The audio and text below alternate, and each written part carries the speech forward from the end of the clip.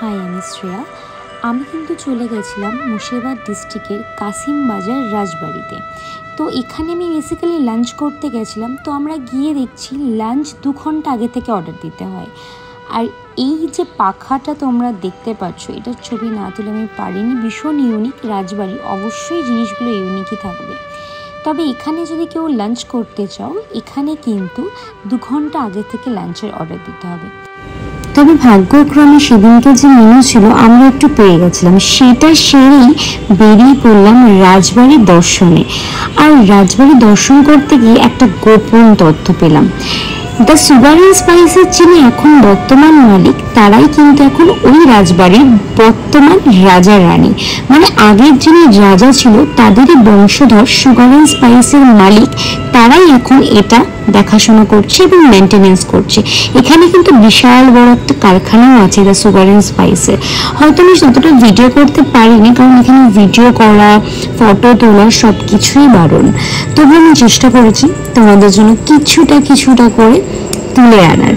এই যে বাইরেটা দেখছো এত সুন্দর, মানে এখানে ফটো তুলতে আমার লোভ হচ্ছিল। এবার কিন্তু আমরা রাজবাড়িতে ঢুকে গেলাম। আর রাজবাড়িতে ঢুকেই যে বিশাল বড় দালান।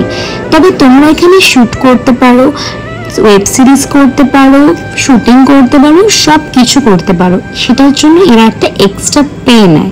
সেটা তোমাদের এসে কথা বলে জানতে হবে যে তোমরা কতক্ষণে শ্যুট করছো আর কতক্ষণের জন্য কতটা ওরা নিচ্ছে। এই পুরো দালানটা দেখে দারুণ লাগছিল। আর এটা রাজাদের নাচ ঘর ছিল, রাজারা এখানে নাচ দেখতো। আর এটা যে দেখছো, এটা কিন্তু রানীর গয়নার বাস্ক। রানী এখানেই গয়না রাখতো। আর এই পুতুলটাকে দেখে আমার অ্যানাবেলের কথা মনে পড়ে গেছে। আর এটা কিন্তু রাজা, আর এটা এখনই বর্তমান রাজা রানী।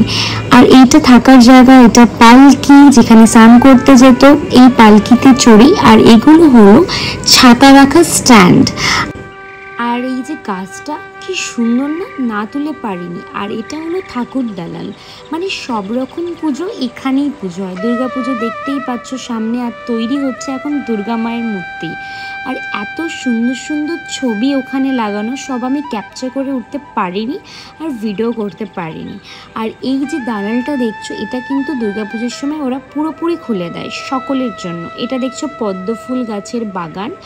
আর আমি কিন্তু সব কিছু দেখে বাড়ির দিকে রওনা দিয়ে ফেললাম। রাজবাড়ির এন্ট্রি ফিস ছিল 50 রুপিস। আর আজকের ট্যুরটা তোমাদের কেমন লাগলো নিশ্চয়ই জানিও। টাটা।